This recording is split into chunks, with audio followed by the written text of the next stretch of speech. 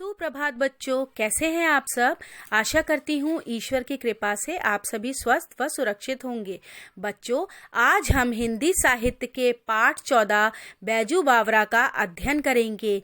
ये पाठ कक्षा 8 के छात्रों के लिए है।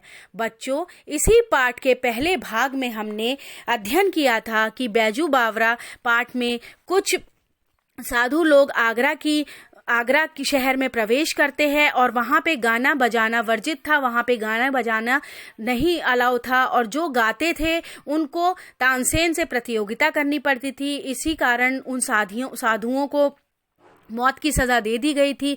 उन्हीं साधुओं में एक 10 वर्ष का बच्चा था जिसको दया करके छोड़ दिया गया था। वो बच्चा अपनी कुटिया में जाता है, वहाँ रोता बिलखता है। तभी हरिदास नाम के एक साधु उनके पास आते हैं। वो उसको समझाते बुझाते हैं, उसको तसल्ली देते हैं कि बेटा तुम शांति से रहो, परंतु वो बदले की आग में जलता और क्रोधित रहता है। वो कहता है कि आप मुझे ऐसा हथियार दीजिए कि मैं अपने पिता की मौत का बदला ले सकूं। तभी हरिदास जी उसको राग विद्या का ज्ञान प्रदान करते हैं और वो उनसे कहते हैं कि तुम्हें इसके लिए कठोर परिश्रम करना पड़ेगा। वो बच्चा 12 वर्ष तक कठोर परिश्रम करता है और राग विद्या में निपुण हो जाता है। इसके बाद हरिदास जी अपने शिष्य बैजू से ये वचन मांगते हैं कि इस राग विद्या के द्वारा वो किसी भी दूसरे का जो है हानि नहीं पहुंचाएंगे। तो बच्चों, ये हमने पहले पाठ में पढ़ा था। आज हम पाठ 14 बैजू बावरा का भाग 2 में आगे का अध्ययन करेंगे। तो आइए बच्चों, अब हम आगे का अध्ययन करते हैं। कुछ दिन बाद एक सुंदर नवयुवक साधु आगरा के बाजारों में गाता हुआ जा रहा था। लोगों ने समझा इसकी भी मौत आ गई है। वे उठे कि उसे नगर की रीति की सूचना दे, मगर निकट पहुंचने से पहले ही मुग्ध होकर अपने आप को भूल गए। किसी को साहस न हुआ कि उससे कुछ कहे। दम के दम में यह समाचार नगर में जंगल में आग की तरह फैल गया कि एक साधु रागी आया है जो बाजारों में गा रहा है। सिपाहियों ने हथकड़ियां संभाली और पकड़ने के लिए एक साधु की ओर दौड़े, परंतु पास न आ सके कि रंग पलट गया। साधु के मुखमंडल से तेज की किरणें फूट रही थी, जिसमें जादू था, मोहिनी थी और मुग्ध करने की शक्ति थी। सिपाहियों को न अपनी सुध रही, न हथकड़ियों की, न अपने बल की, न अपने कर्तव्य की, न बादशाह की, न बादशाह के हुक्म की। वे आश्चर्य से उसके मुख की ओर देखने लगे, जहां सरस्वती का वास था और जहां से संगीत की मधुर ध्वनि की धारा बह रही थी।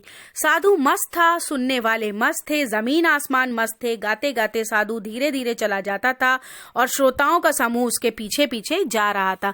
बच्चों, पाठ के इस भाग में लेखक ने आगे का वर्णन करते हुए बताया है कि बैजू जो था वो अब जवान होके उसी आगरा शहर में जाता है और वहां पे गाना गाता हुआ घूमता है। तो शहर के लोग उसको बताने जाते हैं कि जो गाना गाता है उसको सजा दी जाती है, परंतु वो उसका गाना सुन के इतने मंत्रमुग्ध हो जाते हैं कि वो उसको कुछ नहीं बता सकते हैं। तभी उसके सिपाही पकड़ने आते हैं, परंतु सिपाही भी उसके गाने में बिल्कुल लौलीन हो जाते हैं।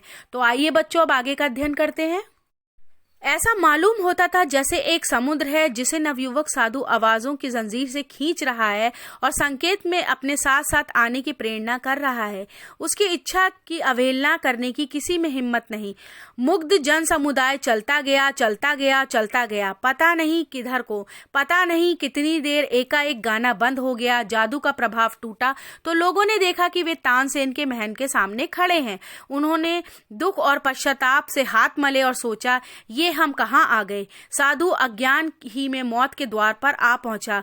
भोली भाली चिड़िया अपने आप अजगर के मुंह में आप हंसी थी और अजगर के दिल में जरा भी दया न थी। तानसेन बाहर निकलता, वहां लोगों को देखकर वो हैरान हुआ और फिर सब कुछ समझकर नवयुवक से बोला, तो शायद आप ही के सिर पर मौत सवार है। नवयुवक साधु मुस्कुराया, जी हाँ, मैं आपके साथ गान विद्या पर चर्चा करना चाहता हूँ। तानसेन ने बेपरवाही से उत्तर दिया, बहुत अच्छा, मगर आप नियम जानते हैं ना। नियम कड़ा है और मेरे दिल में दया नहीं है। मेरी आंखें दूसरों की मौत को देखने के लिए हर समय तैयार हैं। नवयुवक, और मेरे दिल में जीवन का मोह नहीं है। मैं मरने के लिए हर समय तैयार हूँ। इसी समय सिपाहियों की एक हथकड़ियों का ध्यान आया। झंकारते हुए आगे बढ़े और उन्होंने नवयुवक साधु के हाथों में हथकड़ियां पहना दी। भक्ति का प्रवाह टूट गया। श्रद्धा के भाव पकड़े जाने के भय से उड़ गए और लोग इधर उधर भागने लगे। सिपाही कोड़े बरसाने लगे और लोगों के तितर बितर हो जाने के बाद नवयुवक साधु को दरबार की ओर ले चले। दरबार की ओर से शर्तें सुनाई गई। कल प्रातःकाल नगर के बाहर वन में तुम दोनों का गायन युद्ध होगा। अगर तुम हार गए तो तुम्हें मार डालने तक तानसेन को पूरा अधिकार होगा, और अगर तुमने उसे हरा दिया तो उसका जीवन तुम्हारे हाथ में होगा। नौजवान साधु ने शर्तें मंजूर कर ली। दरबार में आज्ञा दी कि कल प्रातःकाल तक सिपाहियों की रक्षा में रहो। यह नौजवान साधु बैजू बावरा ही था। सूरज भगवान की पहली किरण ने आगरा के लोगों को आगरा के बाहर जाते देखा। साधु की प्रार्थना पर सर्वसाधारण को भी उसके जीवन और मृत्यु का तमाशा देखने की आज्ञा दे दी गई थी। साधु की विविधता और धाक दूर दूर तक फैल गई थी। जो कभी अकबर की सवारी देखने को भी घर से बाहर आना पसंद नहीं करते थे, आज वे नई पगड़ियां बांधकर बाहर निकल रहे थे। बच्चों, कहानी के इस भाग में लेखक ने आगे का वर्णन करके बताया है कि भीड़ जो है बैजू बावरा के पीछे एकदम मंत्रमुग्ध होके जाती है। जब उनकी बैजू बावरा ने गाना बंद करा तब उनकी निद्रा खुलती है, तो उन्होंने उसको अपने आप को और बैजू बावरा को तानसेन के सामने पाया। फिर तानसेन आता है। उन लोगों में ये कंपटीशन अर्थात एक राग विद्या का गायन का एक कंपटीशन होता है, और वो कहते हैं कि सुबह के समय जो है शहर से बाहर वन में गायन युद्ध होगा, और इसमें जो जीतेगा वो एक दूसरे के जीवन का पर उसका अधिकार होगा। तो आइए बच्चों, अब आगे का अध्ययन करते हैं। समय हो गया। लोगों ने आंख उठाकर देखा। अकबर सिंहासन पर था, साथ ही नीचे की तरफ तानसेन बैठा था। सामने फर्श पर नवयुवक बैजू बावरा दिखाई देता था। उसके मुंह पर तेज था, उसकी आंखों में निर्भयता थी। अकबर ने घंटी बजाई और तानसेन ने कुछ सवाल संगीत विद्या के संबंध में बैजू बावरा से पूछे। बैजू ने उचित उत्तर दिए और लोगों ने हर्ष से तालियां पीट दी। हर मुंह से जय हो, बलिहारी बलिहारी की ध्वनि निकलने लगी। मारने वाले मास्टर को अगर इंस्पेक्टर झाड़ दे तो बालक फूले नहीं समाते। इसके बाद बैजू बावरा ने सितार हाथ में लिया और जब उसके पर्दों को हिलाया तो जनता ब्रह्म आनंद में लीन हो गई। पेड़ों के पत्ते तक निशब्द हो गए, वायु रुक गई। सुनने वाले मंत्रमुग्ध सुध विहीन हुए सिर हिलाते लगे। ऐसा लग रहा था कि सारे विश्व की मस्ती वहीं आ गई है। लोगों ने देखा और हैरान होकर रह गए। कुछ हिरन छलांगे मारते हुए आए और बैजू बावरा के पास खड़े हो गए। दर्शक ये असाधारण दृश्य देखते रहे।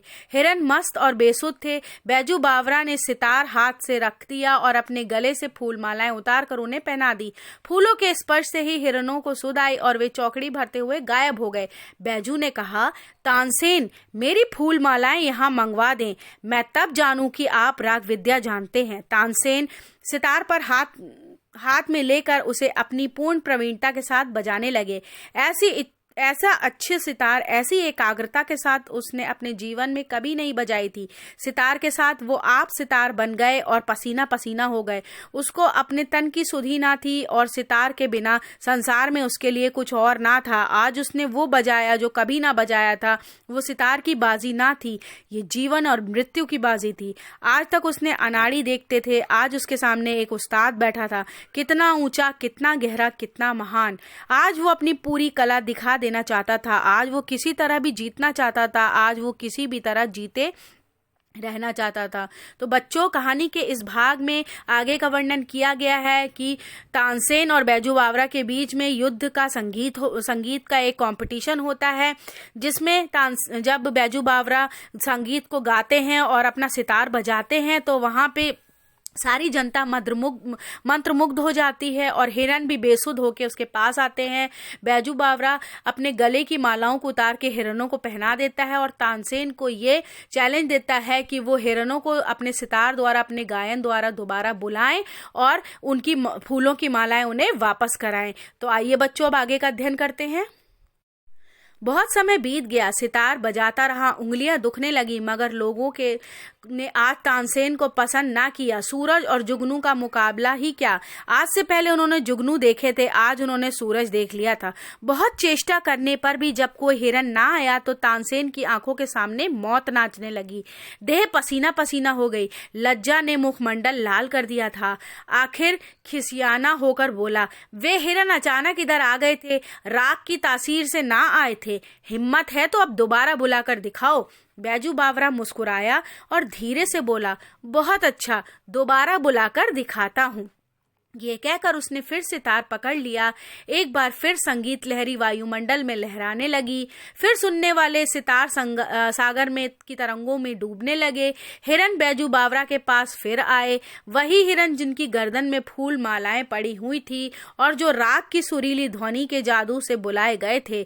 बैजू बावरा ने फूल मालाएं उतार ली और हिरन कूदते हुए जिधर से आए थे उधर को चले गए। अकबर का तानसेन के साथ अगाध प्रेम था। उसकी मृत्यु निकट देखी तो उनका कंठ भय भर गया, परंतु प्रतिज्ञा तो हो चुकी थी। वे विवश होकर उठे और संक्षेप में निर्णय सुना दिया। बैजू बावरा जीत गया, तानसेन हार गया। अब तानसेन की जान बैजू बावरा के हाथ में थी। तानसेन कांपता हुआ उठा, कांपता हुआ आगे बढ़ा और कांपता हुआ बैजू बावरा के पांव पर गिर पड़ा।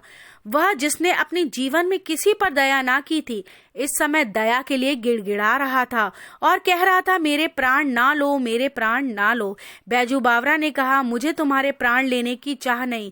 तुम इस निष्ठुर नियम को तुड़वा दो कि जो कोई आगरा की सीमाओं के अंदर आए, अगर तानसेन के जोड़ का ना हो तो मरवा दिया जाए। अकबर ने अधीर होकर कहा, यह नियम अभी इसी क्षण उड़ा दिया गया। तानसेन बैजू बावरा के चरणों में गिर गया और दीनता से कहने लगा, मैं ये उपकार जीवन भर ना भूलूंगा। बैजू बावरा ने जवाब दिया, 12 बरस पहले की बात है, आपने एक बच्चे की जान बख्शी थी, आज उस बच्चे ने आपकी जान बख्शी है। तानसेन हैरान होकर देखने लगा। फिर थोड़ी देर बाद उसे एक पुरानी, एक भूली हुई, एक धुंधली सी बात याद आई। बच्चों, कहानी के आगे के भाग में लेखक ने बताया है कि तानसेन बहुत प्रयास करते हैं कि वो हिरणों को अपनी राग विद्या के द्वारा बुला सकें, परंतु वो ना आए।